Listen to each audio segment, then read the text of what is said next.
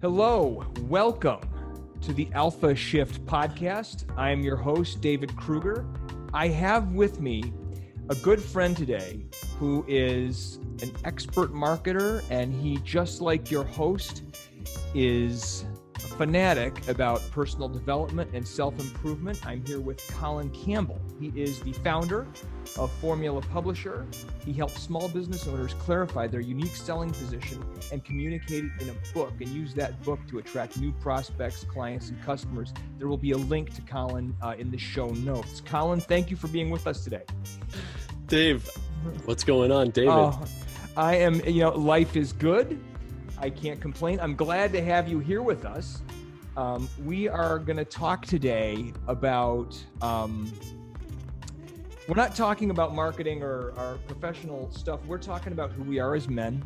The men who listen to this podcast are improving their lives. And just before we started recording, Colin, you and I were having a conversation. You had gone back through one of my previous episodes, and you heard some of the, about a month ago, a little more than a month ago, I did a survey of listeners and readers asking what some of their biggest challenges were in their relationships and as men.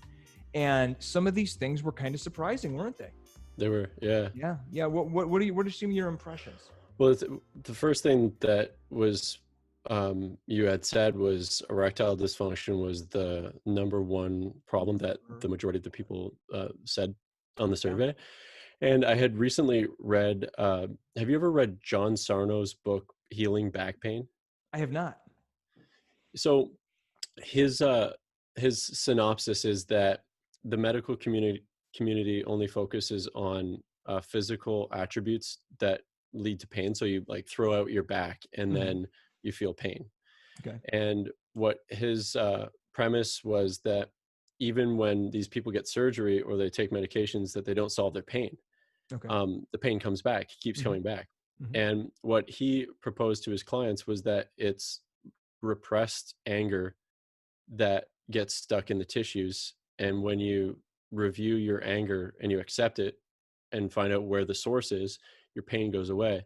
So I've had back pain between my shoulders for a long time.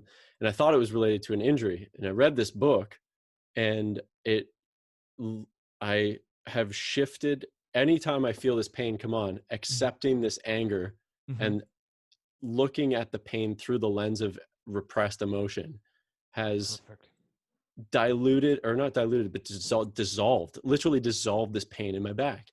And you were saying that it's this erectile dysfunction. It's not physically that you're not aroused by hot girls or women. Or it's not that there's anything wrong with your body necessarily. Right. Yeah. But Yeah. And Colin, you're so right about the repressed anger. Because I will be authentic and honest with you. I was going through a divorce about a decade ago and had erectile dysfunction because you want to talk about repressed anger, repressed sadness, and all of those things. I had it in spades. And, I was perfectly healthy, but, the body feels anxiety. It wants to protect you from doing the thing it perceives got you into trouble in the first place. Right. And so, yeah. And we're taught that where it's not appropriate to be angry or hostile, we're not neutered, but I don't know about you, but when you went to school, were your teachers primarily female or male, or was it a mix? A mix, but I would say majority female. Yeah. Me too. It's probably 70-30. Yeah. So being a rambunctious boy, a boy that doesn't want to listen, a boy that wants to run around and hang out with your friends, and isn't good at sitting down in a room, we are taught to be docile from the point we get into school. So all of that hostility that's innate within us, it gets repressed and shut down, that you can't express these things. And then you have to unlearn that behavior when you become an adult. Like most men, I was talking to Heather Ramsey. We met through Heather Ramsey. Yeah. And I was talking to her, and there are men quote unquote men who are in their 80s, but they're still boys. Yes. They never became a man. Yes. They never became an adult. Never became an adult. I know quite a few adults who never became, I mean, they're physically adults, but they're not adults. Right. They're not adults. And it is humbling. It is a little disturbing. And it's just eye-opening to see that, that our growth is stunted emotionally. And, we wonder why we have problems, these chronic health problems, why we're on drugs, why we have ED, why we have, pulmonary issues, all kinds of stuff, heart problems. And yes, and men, what gets their attention is when their boner won't work. Yeah. Right. Of course. Is that what it takes? Is that what it takes? Yeah. A lot of guys, that's what it takes. I don't know if you remember some of the other things that some of these men talked about was that they're not telling the truth. They don't feel like men in their relationships. She doesn't desire me. It's the stuff that I have always known and that my material covers, but I guess sometimes I just like to send a survey out to get boots on the ground and, okay, guys, what's on your mind? And, Right. because I've got a new course that I'm just finishing that I'm getting ready to offer, and I'm, addressing some of these things.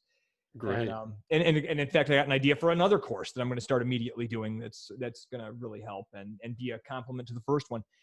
And yes, I mean, we don't need more Tinder dates. We don't need to get a girlfriend. We need to heal on the inside, and we need to give ourselves that validation so we don't excuse me, need it from someone else. Then we'll get it. Then you get it. Then you'll have the relationship that you thought you always wanted, but it'll be a consequence of who you are, not some prize that you had to fight for or trick your way into, like the pickup artists. Right. Yeah. It's never going to, your satisfaction as a human being will never come from your pursuits. You can feel happy in the moment where you're pursuing a goal, but the accomplishment of a goal will never make you happy. That is a really hard thing for a lot of men to grasp, because we, in our masculine nature, we pursue, we go after goals, we go on the mission and do our thing. And it's like you get into that thinking of, once I achieve this, man, I've really arrived. Once I get that trophy wife, man, I'll be proud. Once I make that $1 million. Yeah. And those things aren't not important, but you don't think there's something they're not. They're not going to make you happy. You got to be happy. Yeah, that's been my, like, I've dated a variety of amazing women. Mm-hmm. And some real bummers, but the like powerful, beautiful, funny, smart. And anytime that I've viewed the relationship as a goal, I self-sabotage it because I've never idealized the notion of having a relationship. There's no, like what you were talking about in this podcast that I listened to, when you get married, everyone plans for the day of the marriage, but they don't plan for the marriage. They don't plan for, like, what are you going to do then after that? Right. Yeah. They put more planning and thought into that wedding day than they do about, what am I going to do with this husband, with this wife, and what are our priorities align? What kind of life do we want to create? How many kids do we want? How will we solve problems? How will we do finances? What's our religion going to be? Think of all these things. Right. And it really is, pretty unbelievable. It's the greatest investment, the most important investment you'll ever make in your life, is who you choose as a wife. So who was this lucky lady that you married? Her name. And what's this story? Okay, well, let me tell you. This was one of those star-crossed love affair stories. Okay, we met in 1999, and I was living in California at the time, and working in the movie business. And you're in the States? Yeah. Okay, I'm in near Detroit, Michigan, which is where I was born and raised. And so for about 5 years in the late 90s, I was out in LA. I graduated from college and went out there with some friends, and we were all going to be really big in the movie business. One of them did get big in the movie business. His name is Jeff Johns. He's big at DC Comics, when Warner Brothers, and he produces a lot of the DC TV stuff. And anyway, I was, living in California, and, my family, they were in the restaurant business, big boy restaurants. I don't know if you remember those, but they would have a yearly franchisee convention, which was kind of like a gin event, like a big thing for all these franchisees. And they were in Scottsdale, Arizona this year. And my mom, my grandfather, all these people were like, come on, fly out. It's 45-minute flight from LA and spend the weekend and lots of free booze. I said, okay, great. So I met her there.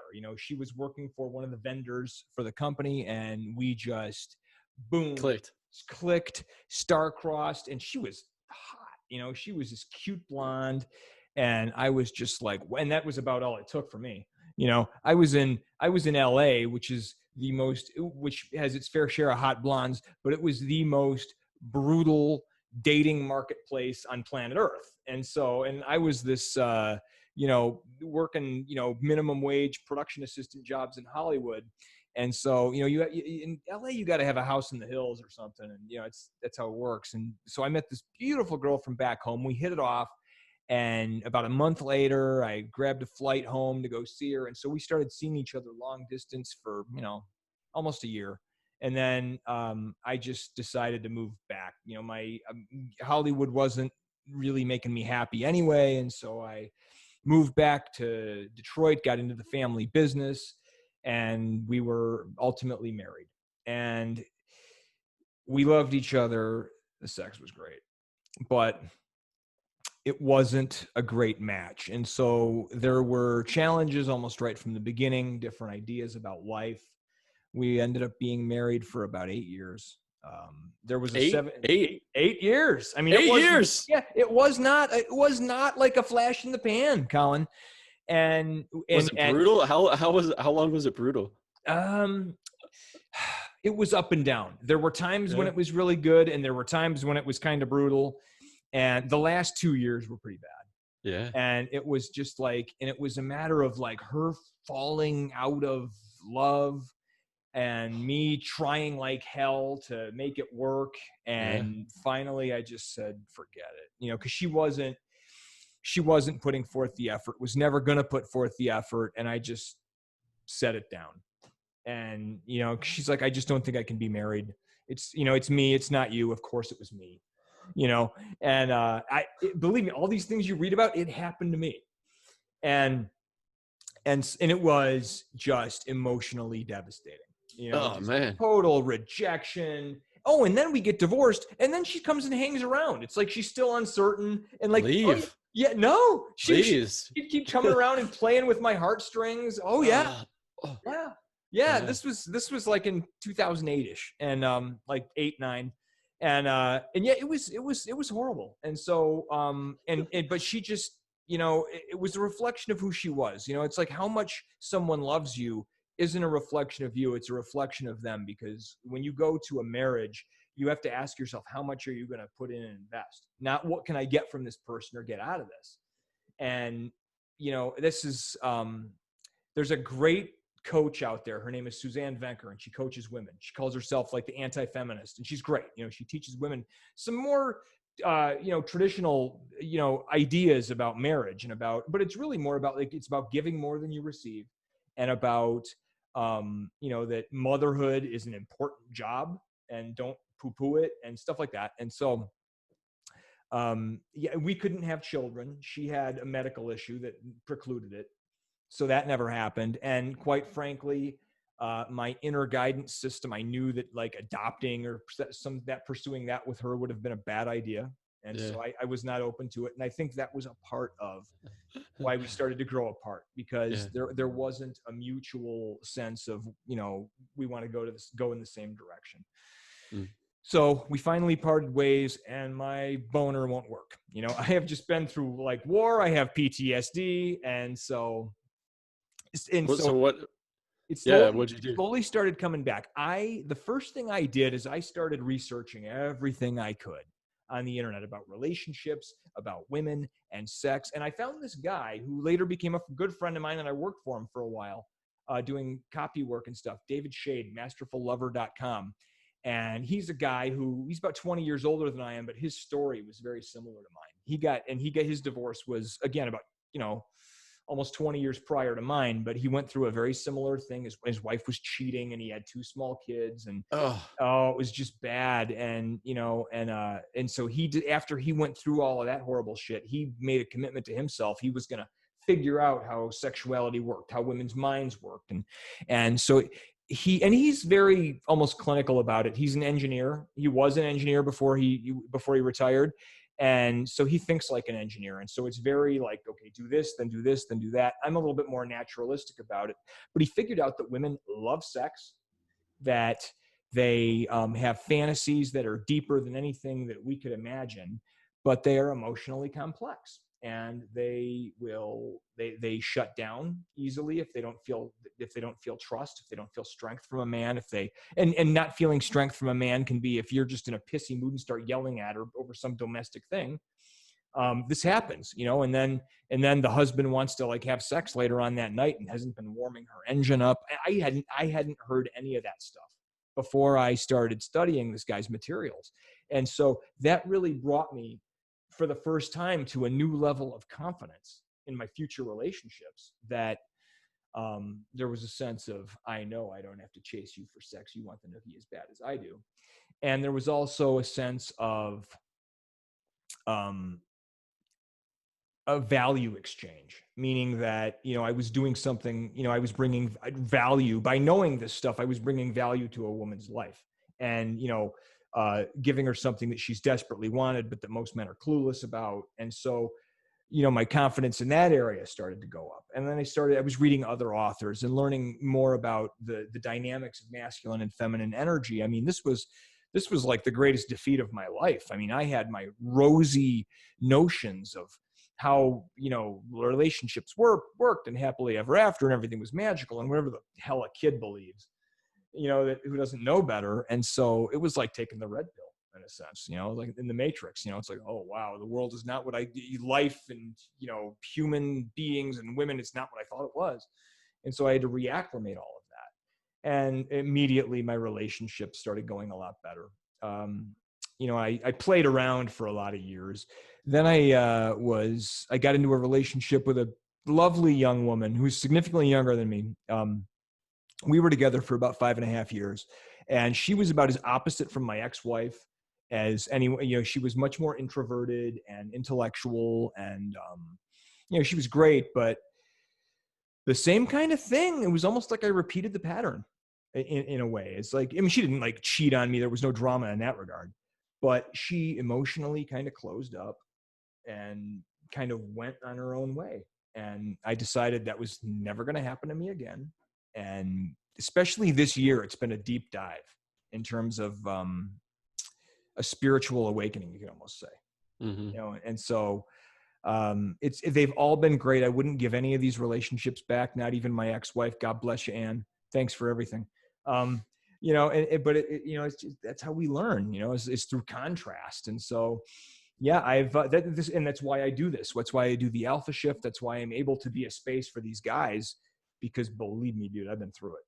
So tell me a little bit about your history.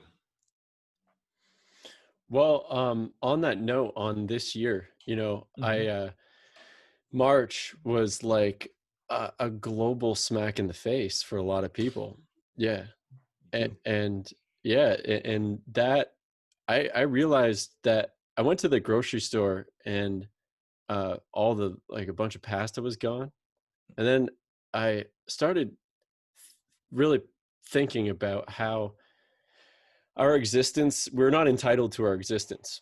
We sometimes feel like we're entitled to this reality. Like, this is my life. This is my life. I own this life. Mm-hmm. When in reality, if we all die, and that's the one thing that is absolute, then we aren't entitled to our life. This is not our life. And because of that distinction, because of this potent understanding that I and you and everyone listening to this will cease to exist in whatever form we're in now. Because of that, I took my core, the who I really am, more seriously. And I think that I was doing this run today. I run up a mountain in Montreal every morning. Oh, wow. And I was thinking about times in my life. So this, within the last 3 years, I bought a camper van and moved from British Columbia down to Sedona, Arizona, fell in love with this amazing woman, moved up to Montreal with her, started basically pushing her away. And then How long ago was this, Colin?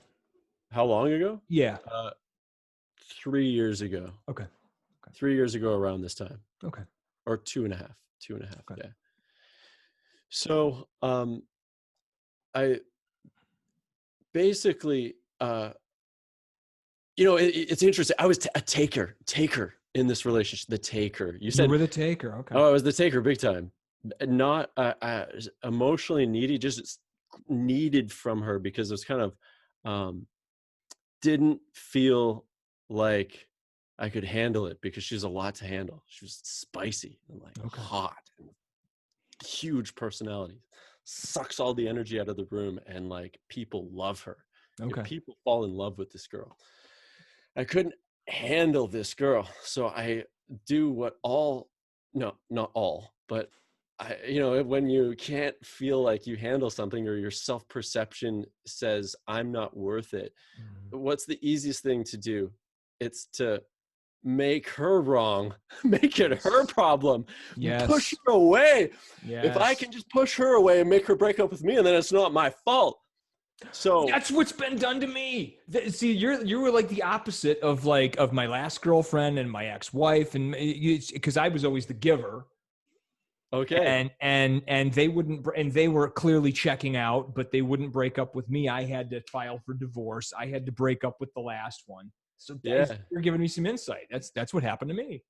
And there's a diametric opposite of that. She was also, I think that ironically, I can feel compassion or empathy and put myself into her position, that I think that she also felt the same way. In a weird way, she was also trying to attach on and suck me in and get married and put me in a box. So I'm simultaneously resisting that. And it was a weird sort of push-pull thing going on. Okay. So regardless, heartbreak doesn't care. As soon as you, at some point part, you feel heartbreak and you feel guilt and you feel anger and all of those emotions that come with a breakup. Yeah. And it really sucked, man. I know, everyone listening to this, you know what heartbreak feels like. Yes, they all do. That's why they're here. Yeah, it's an unavoidable pain. It is. I would equivocate it to a physical injury. It is. Yeah, you feel it. And it does pass, actually, if you work through it and heal it and set the bone right, whatever metaphor you want to use, you will heal from it. And it's like right now, last year at this time, I was so bitter about my breakup, and now it's like, God bless you, honey. Hope you're happy. It's totally gone. So check this out. So I was doing this run today. I was running up the mountain, and I started seeing this model. I want you to picture a diamond, and the diamond is this hardened, crystallized element that is super strong. You can't scratch it. It's a diamond. Okay. And this diamond represents who you really are. The capacity that you really have to do something extraordinary with your life, or to say, Colin or David to yourself, or person listening, whatever your name is, you just say your name in your head right now. If you think about yourself and you say, this is who I really am, and there's no limit to that. The limit is only around the surface. And imagine, so there's that diamond in the center, and then imagine just 1 or 2 or 3 circles that are growing. So a bigger circle around that, another circle around that, and an even bigger circle. But the biggest circle has a bunch of chunks. It's really flaky and fucking lame and all dented and has holes in it. And it's almost like a thing that undulates up and down. It kind of moves with the wind, and it flakes off, and it doesn't do what it says, you know. And most people, and I don't think it's men or women, it's just individuals. They and we at times in our life live in that outside circle of flakiness and lies and a lack of compassion, and we don't listen, we don't maintain integrity, we aren't honest with ourselves with what we want, we don't love ourselves. Correct. And the process over this year, so COVID happens, I'm gonna die, I better make this count. You know, I can't control anything in the external world. I can't control these groups of people rioting. I can't control really anything other than what I do. Right. So we have this concept of being a more confident man, that if you are more confident, you're going to attract women. Yeah. If you want to attract the opposite sex, if you want to attract people, confidence is the way to do that. I agree with that. Yet, no one, virtually no one, says or thinks, I want to earn confidence through my behavior. Like, if you want to be more confident and cut away all the flaky bullshit from your life and go more toward that inner circle of who you actually are, with a lack of needing to impress other guys, or needing to have permission of your woman, of a person that you want to date, or trying to make her like you, or trying to be nice, all of those sort of external things, and you want to go closer to the core and be who you really are, and attract people because you're more valuable as a diamond. You have to develop confidence, and how you develop confidence is by daily actions that you know you need to do in order to move your life forward, that you don't want to do because it sucks. I absolutely agree, Colin. For the sake of our listeners, could you give us some concrete examples of what some of those daily activities might be? What can they start implementing that would help move them toward that confidence? So first of all, you have to choose. That's the first thing, is that you have to understand no human it has a monopoly on suffering. No man ever in history has had a monopoly on suffering. It's not, everyone feels suffering. And if that's the equal playing field, and another equal playing field is that we all die. Everyone feels suffering, everyone dies. You're going to suffer and you're going to die. You're going to suffer and you're going to die. If you Guaranteed.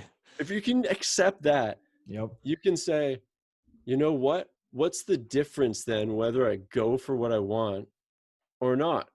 There is no difference. You're going to suffer and you're going to die either way. Either way.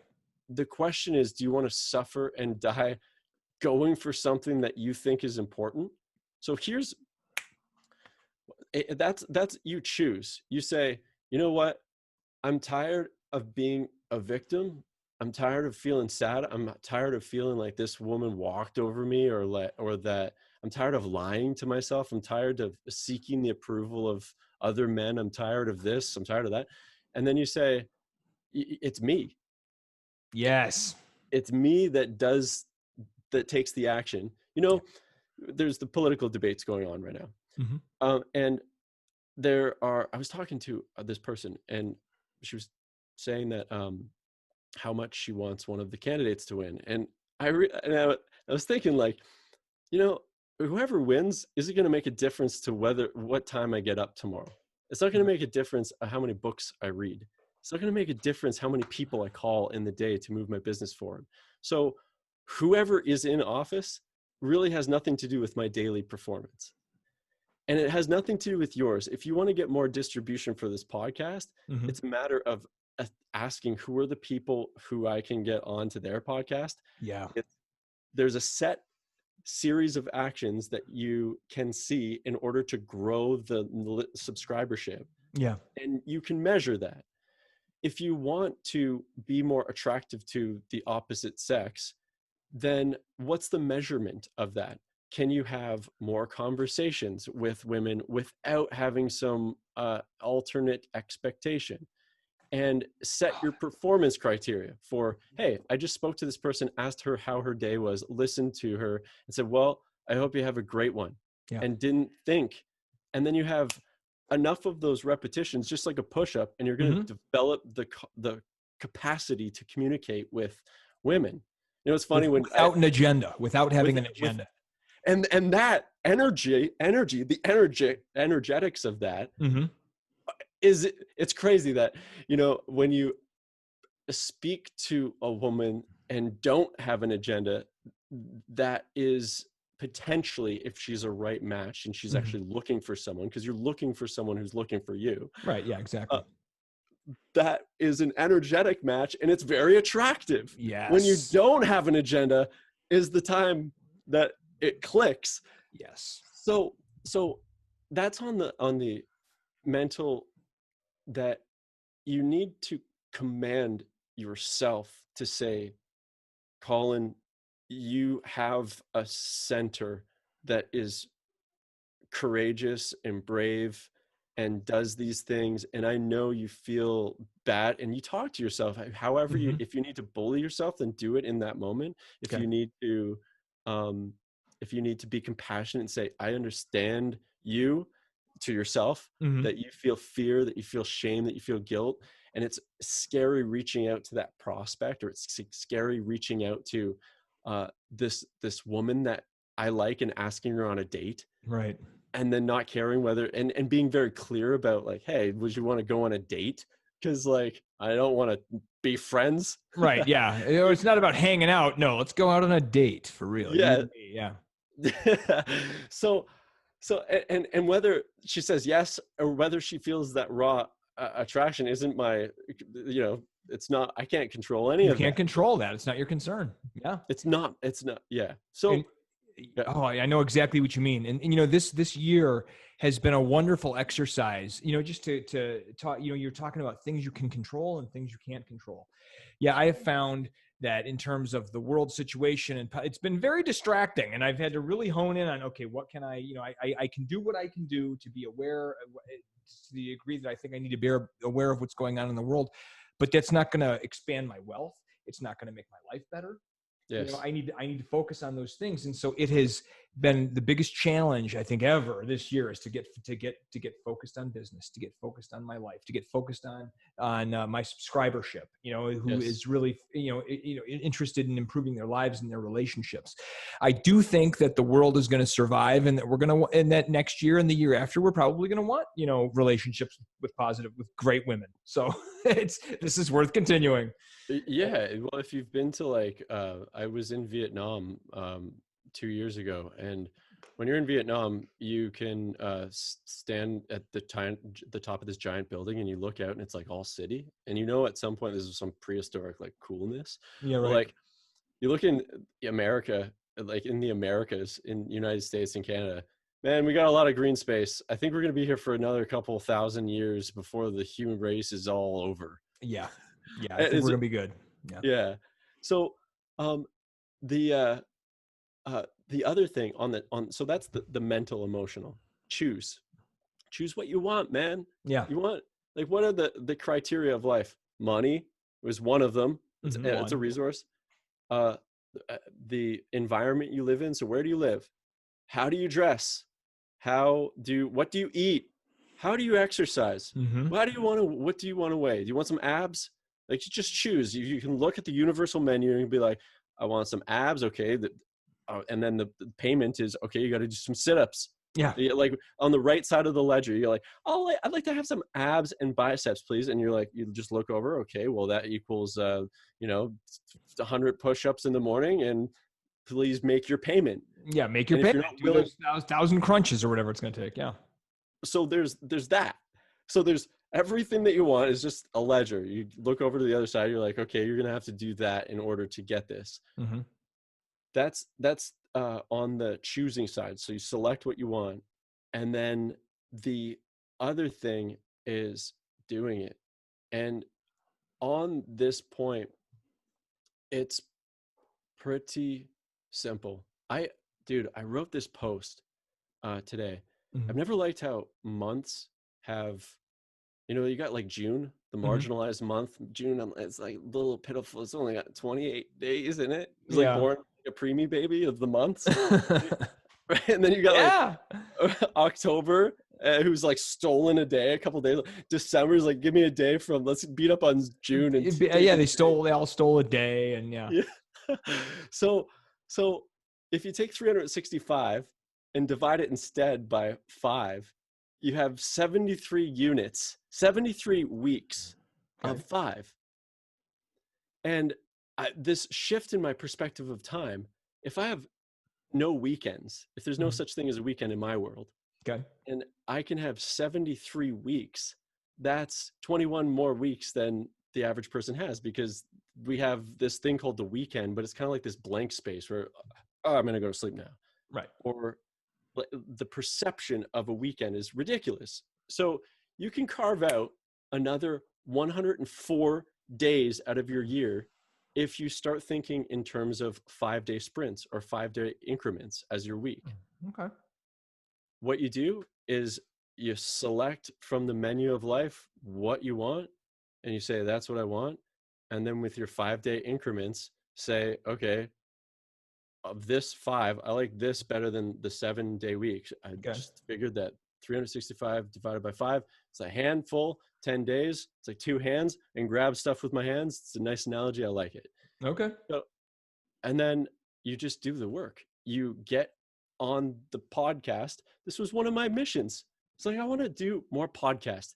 David, who are all the people that I know who do podcasts? Perfect. Reach out. I didn't really want to. I felt nervous coming on today.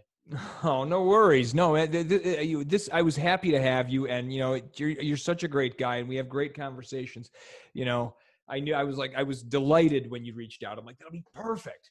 So, what did you get from that? From what I just said, was that just a babble, or did you get something practical from that? I got something practical. What I got is decide what you want, and you and I have both studied success principles about creating what you want. Decide what you want from the life menu and pay the price. And then that's what I get. Decide what you want, order off the menu, pay the price. It's $5. It's $7. It's 100 push-ups. It's, X amount of tasks to build your business, or you have to make the phone calls to get, decide what you want and decide to pay the price. Yeah. Yeah. That's really that's one of the greatest challenges. I think, listening to what you said, just the insight I was having, certainly in my own life, isn't so much paying the price. It's getting clear on what I want. It's like paying attention to the damn menu, and either I can't decide, or I'm like having a conversation, you sit down with your friends, and the waitress keeps coming over. Do you know what you want? Yeah, no, I didn't even look at it. That's like me being scatterbrained. Sometimes I realized that some of the things that I wanted weren't getting done, Colin, because I wasn't really focusing. I wasn't thinking about what I wanted. I wasn't making it real in my mind, because once you've done that, now you'll figure out what you got to do. You pay the price, you get it done when you're lined up. And I've done a lot of great things this year in my personal development, in my evolution as a human being and as a man. And I guess I'm being a little hard on myself, because what I really wanted to do was build up a sales funnel and have everything ready to go by now. I'm going to get it done by the end of Q4, but I was definitely COVID threw a wrench in my plans, and it was largely my perception and reacclimating to my relationship to life. And so I went through just a lot of not bad stuff, but just personal stuff, and it kind of shut down my left brain ultra productivity for a while, and shut it down. And so I really am connecting with the idea of just decide what you want and pay the price.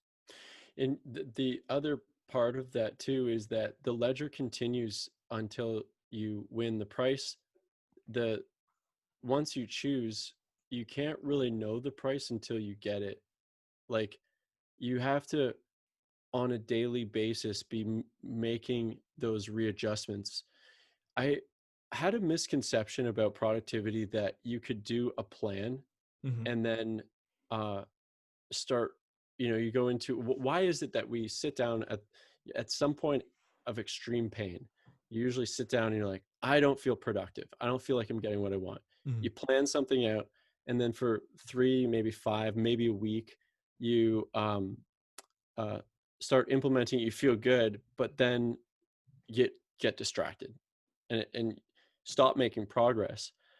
The plan, the planning, and planning to plan needs to be the equivalent of weeding a garden. You have this garden called, like, on those line items on your Mm-hmm. menu. Mm-hmm.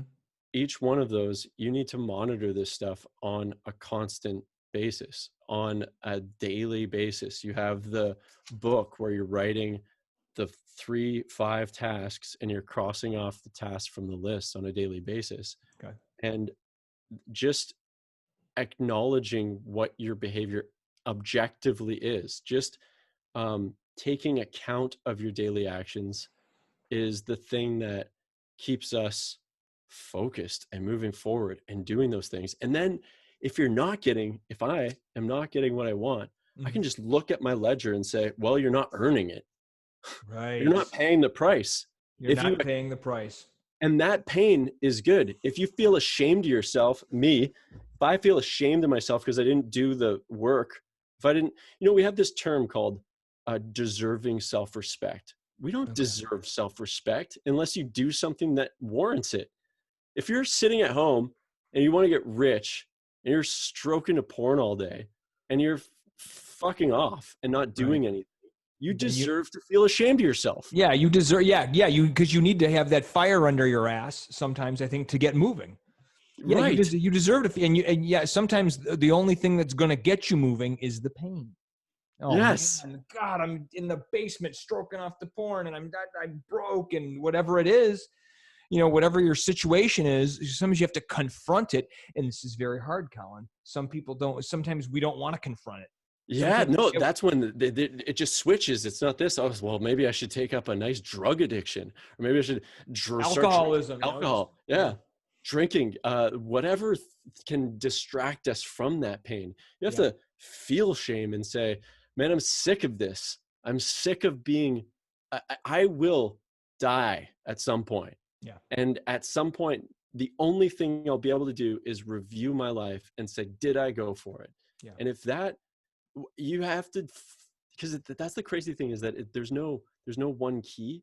There's no systematic approach. Maybe it's this podcast. One person hears it.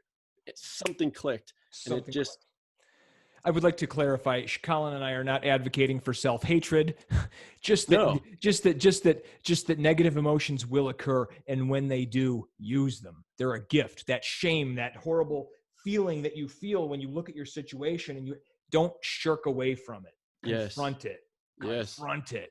That's it. And it's hard in the moment. It's hard to look and see that, you've got an out point, something you need to address. But Colin, I think you'd agree, that's where your power is. That's when you can, if you take responsibility for it, now you're in control. You see what you need to do. And, everyone loves a success story. I mean, come on,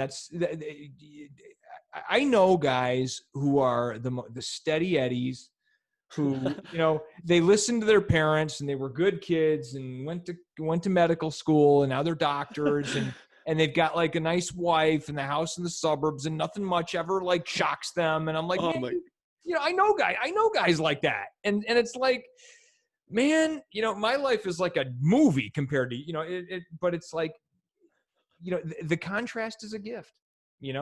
Colonel Sanders, I love to use this example. Colonel Sanders didn't start Kentucky Fried Chicken until he was 66 years old.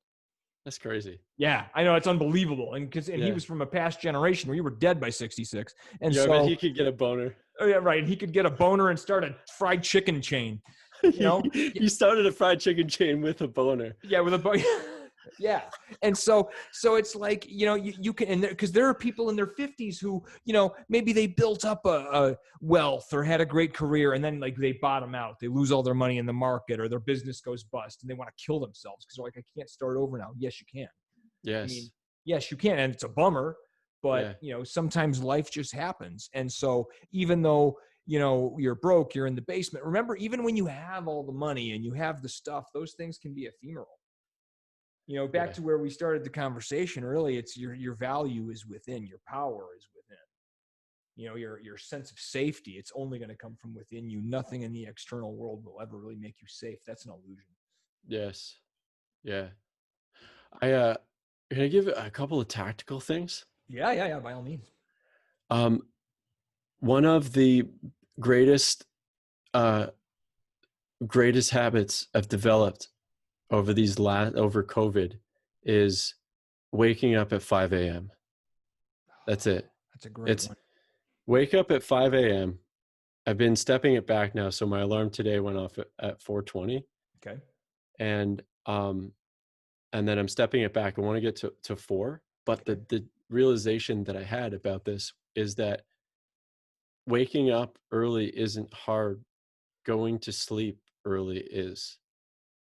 So my objective now isn't to wake up at 4, even though it is. The objective, the hard part, is going to bed at 8 and being in my bed at 8. That is tough. And if you commit to this, though, here's the why. That's the what, but the why is that if you go where few people are, you are part of the few. Okay. So if you are running on your local running trail at 5 and there's only one other person in your city doing that, you're part of the 0.1001% of people that are doing that, at least that one thing. Mm-hmm. But these type of behaviors compound into other areas. You don't want to go to sleep. It's hard. You don't want to wake up. It's hard. Mm-hmm. You do that on a consistent basis. This has contributed more to courage and stamina in other areas than probably any other thing. And it's as simple as that: getting up at 5, getting up at 4, and going to sleep early around 8. Because the majority of people don't do this. And it requires me, in terms of the social setting, to be on a date and say, I have to go home. To be with friends and say, I got to go home, when they're just getting started. And that the social element of what this does to your life, and if you commit to it, if you know the why, if you go where few people are, you're part of the few. This could be a secret for other people. This could be a secret for you. It could be a secret for anyone. 5 o'clock. That is outstanding. I have to confess, Colin, at the beginning of this year before COVID, I read The 5 a.m. Club by Robin Sharma. Okay, yeah. And I thought, God damn it, I was using this fucking hashtag. I was like, damn it, this is a book? Damn. Yeah. 5 a.m. Club by Robin Sharma. And I started doing it, and I was doing okay for a while. And then I started struggling with it. And then, the COVID stuff hit. And then I had all kinds of energetic stuff going on, and my sleep changed, and I fell off of it. But listening to you say this right now, I remember how potent and powerful when I followed his program. And in his program, the way he presents it, you're up by 5 o'clock. So set your alarm for like 4:55 or 4:50. And for 20 minutes, you do some vigorous exercise. Then for another 20 minutes, you meditate. And then for another 20 minutes, do some journaling or something like that. 6 a.m., you're working, you're doing your thing. And, it was effective. When I would do it, and when I would actually, and it was hard, but I would get more done between 6 and 8 than I would in like an entire workday. That's it. That's it. Dude, that's the other thing, is you're waking up at 5. Oh yeah, right. You're waking up at 5.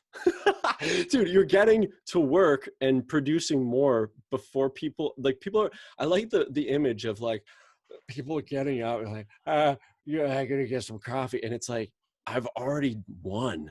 Yeah. Before that. Yeah. They're waking up and I'm already running through the day, and there's a psychological edge that comes from that. Yeah. It's been the most rewarding thing. And to address the challenge of maintaining it is, this behavior has come as the result of a corresponding amount of guilt and shame and ugliness that I felt. It was if you're in a low spot right now, mm-hmm. If you're in a horrible low spot, good. Because this has become the active pursuit of smaller circles around that diamond to a more clearer self and core. It's a constant daily test. It's always day one. There is no time. You wake up today and you do that one action and it will change your life, man. Tomorrow morning, I'm up at 5 a.m. I will commit to you. I will check in with you like another week and let you know how, but I will. I'm on that. That sounds like exactly what I needed to hear right when I needed to hear it. You know, perfect, man. Dude, I've been needing a jolt to my productivity. For you, the mantra then is I'm going to be in bed by 9. It's not 5. It's the 9 o'clock sleep. 9 o'clock. Oh, dude, it's hard. That's the hard part. That's the hard part, dude. I mean, I can muscle my way out of bed for a few days in the morning, but to get to bed, like, we'll say, you know, if you stick with the getting up long enough, though, won't you just start getting tired? And like, if you can muscle through the getting up early, maybe after a week of that, your body's going to be like, okay, if he's serious about this, we're going to bed early. That's it. Yeah. I mean, that's how the first 3 or 4 days where I would stay up until, 1 and then get up at 5 and be just destroyed for 2 days in a row. Okay. And then at some point you're like, I'm going to muscle through this. And then it's 9. I'm like, dead. Yep. So however you start it, but it still remains that the distinction now is that it's 8 o'clock now for me. It's like the going to sleep at 8 o'clock is the goal, or being in bed at 8 o'clock is the goal, so that I know 4 o'clock's not going to be difficult at all. And dude, it's 8 hours of sleep. I mean, you are fully rested and you're up at 4 a.m. when everyone else is still sleeping. It's crazy. Do you find it easier to think at 4 or 5 in the morning? Like, well, I don't. The habit is I get out of bed and then read for an hour. So I go on. It's read for an hour, and then at 6 go on a run, come back for 7, eat something, prepare for this talk that I do at 8. Okay. And then that's it. And then the day officially starts at 8. Okay. But still, I've got all of that. I realized, because how it really started was I committed to doing an 8 o'clock talk. I started this podcast, the 8 o'clock talk. Mm-hmm. And I started this thing, and then I was waking up at 7:30, and I would get out and I'd be like, welcome to the fucking, I don't know what I'm about to say, and I just want to go back to sleep. Basically, I might as well have said that. But and then I was testing the times, like, oh, it's 5 o'clock. In order to show up and be there and be real and awake and ready, it's got to be 5. So the 8 o'clock talk, but the 5 o'clock wake up has become the most fulfilling thing that I've ever done in my life for my personal development. Dude, if you do that, it has been changing my life so, in terms of satisfaction, in terms of a lack of depression and agony with self, that those moments of just sheer monotonous agony, internal agony, where I just feel like, what's the point of life? Like, dude, wow. It has not eliminated those. They come on the screen, right? They blips on the screen. Oh, here we go. What am I not dealing with? Did I really do my best today? It usually results from the actions and not doing what I said I'm going to do for myself. But man, the depression in this all subjectively depressing time. You look at the media, it's like, holy shit, the world's ending. Yeah, if you look at the media and it's like, oh my God, we're all going to die and we're going to be enslaved. Oh my, I know. It's like, whoa, no, I'm going to just eliminate all that. Yeah. Dude, my ideal life is having a notepad and no internet. I'm just going to take a picture of my notepad and have systems set up where the business works. And all I do is like talk to one person. This is what I want. Yeah. Is not, it's pretty simple, but dude, if I never have to open up a computer and touch buttons, right? A phone, I just canceled my cell phone. I don't have cell phone now. I don't have data. I don't have any of that stuff. No one can contact me on my phone. Oh my God. Okay. Yeah. So you're serious. Oh, I'm serious, man. Wow. My ideal life is I think and I read and I interact with big people and I help them think Okay. better and create marketing campaigns and like publish books. Like this is Okay. what I do. But none of that has to do like my service, the thing that I do has nothing to do with like a Mac computer doesn't help. It is a facilitator of it. Mm-hmm. It's a tool that I use, but where the most productive time is sitting with a pen and paper and thinking. Yeah. So if that's my most productive time, then why do I do anything else? Right. Do that Like why most. would it? Yeah. And outsource what you can. Let somebody else be on there. Do you do that? You outsource in your business? So this is the thing is that I still have, if I'm being frank with you and Mm-hmm. honest with myself, it's like I still have at some level an employee mentality, and I haven't developed the leadership skills to manage people, and I've kept on repeating to myself that I'm like, I'm not a good manager. I have never been like in that role. I just want to delegate everything, but it's absolving myself of responsibility. Mm-hmm. So lately I've been focused on systems. Okay. So focused on systems and just repeating that I can be an excellent manager and I can lead a team and this Mm-hmm. is the future. And if I want this, because dude, I look at this is like my like the heavens of like it's just a notebook. It's like Yeah. all of this, I'm climbing over all of this digital bullshit. Yep. And then I'm just interacting like this one-on-one. I didn't press the button to come into Zoom. I'm talking to you, Mm-hmm. talking to a client, and I'm just thinking, this is it. This is the only thing that's actually valuable. Hmm. Yeah, that's a great way to look at it. If it makes you feel any better, I have the same obstacle you do. An employee mentality, just even like I have to do it all mentality. Yeah, And I didn't start hiring people until I was forced to because I switched my websites all over to a new platform, which is not quite ready. It's in beta. It's hard to figure out. And have you ever heard of what is it? GrooveFunnels? GrooveFunnels, Yeah, which yeah, is great. It's amazing.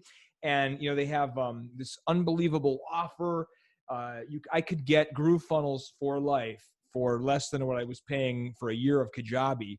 And yeah, so for me, it was a no-brainer. And I got in there, and sure enough, it's pretty amazing what they're doing. But it's pre-launch, it's in beta, so half the yeah, stuff isn't online yet. And I'm like, and because Kajabi was a mature platform, I could go in there as a novice and use their templates and set up a website and right. oh no. So I went on Fiverr and started finding people who could do this stuff and started delegating and paying people to do stuff I didn't want to Did you? do. Yeah. Yeah, And it was very liberating, because yeah. the guys I found were great. It ended up working out really well. And So do you still like work with these people? yeah, I can. Yeah. So I can give you a referral. I mean, Sure. yeah. Yeah, because that's my on my daily list of tasks. It's create standard operating procedures. I'm just looking at like what buttons do I press right now, and how do I get into. There's a whole bunch of stages to it, and there's the Yeah. mental, emotional side to it as Yeah. well. Yeah. But that's awesome. How do you what time is? Are we still good for time? You want to Oh keep yeah, we're chatting? good. We're about at an hour. We got a few Yeah. more minutes. We can do whatever we want, but this might be a little longer episode. But yeah, though that was a great, just a great talk about. You gave us a lot of golden nuggets, Colin. A lot of golden nuggets for success. I love the idea of waking up at 5 a.m. I love the idea of getting the mind focused and setting yourself up for success, and getting rid of the depression and getting clarity. What I was really reading out of what you were saying was like having that total clarity and execution. And now you're getting rid of the digital world and you've just got your notebook. Yeah. That would be, dude. This is the. Ah man, I'm consider yeah, just all of that simplification. Yeah. Uh, anytime I asked myself, I've been reading this. Actually, this is a good book, uh, "Time Management for Entrepreneurs" by Okay. Dan Kennedy, Yeah.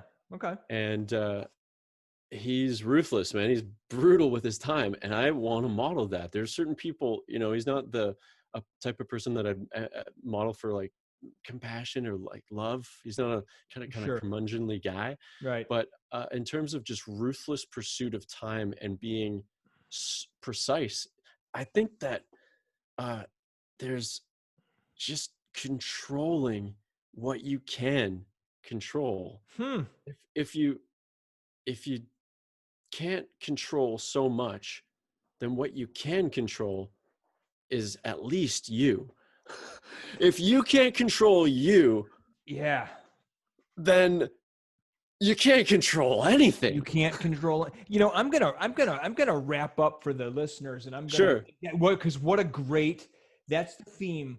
I think almost of our entire conversation that we just had was, you talked about you Colin, you mentioned earlier, if you're like, broke and you're in the basement whacking off the porn, get angry, get humiliated because you're the problem.